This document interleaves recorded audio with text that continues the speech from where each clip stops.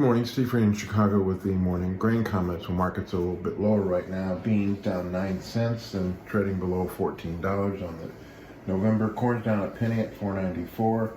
Wheat, Minneapolis is up 3, while KC continues to drop, down 6, and new lows in Chicago down 3 at 6.13.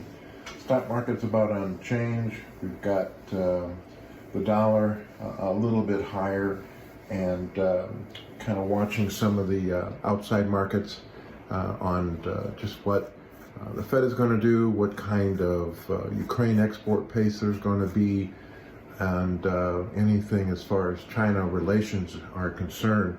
Overnight, China announced that they were going to reduce some of the first mortgage rates, trying to help that part of their economy. It's almost daily that we hear something from China that's trying to help their economy, but so far nothing is really taken to turn their economy around, and they are the #1 buyer of commodities in the world. Overnight, the USDA did estimate the soybean crop 58% good to excellent, down 1. 57 was last year, and last year's yield was 49.5. We noted that exports to date for beans, 51.1 million tons, down 8% from last year, and 296 was announced to the unknown.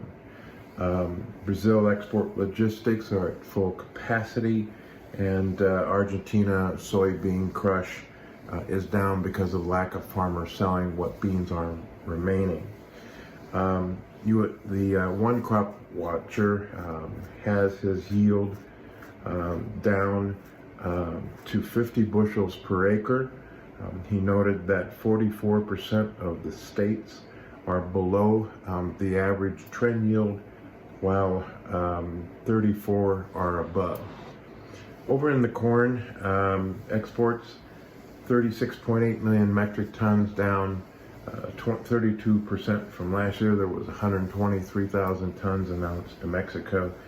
The good to excellent dropped 2 percentage points to 56. This same crop watcher has 47% of the U.S. states' acres below trend yield, while 28% is above.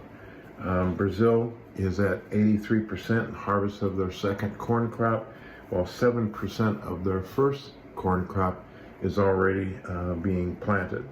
U.S. CIF corn basis rallied on the low water of the Mississippi River level and higher barge rate, so we're losing some of that competition that we had against Brazil.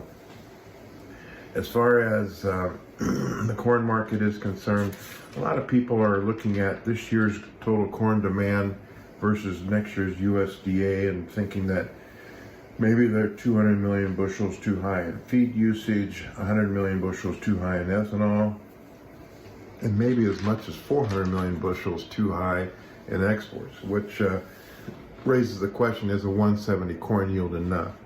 Wheat continues to drop. The spring wheat was 37% good to excellent versus 60 last year. Harvest 54% done, and Russian export prices are lower, and they continue to export a record amount of wheat.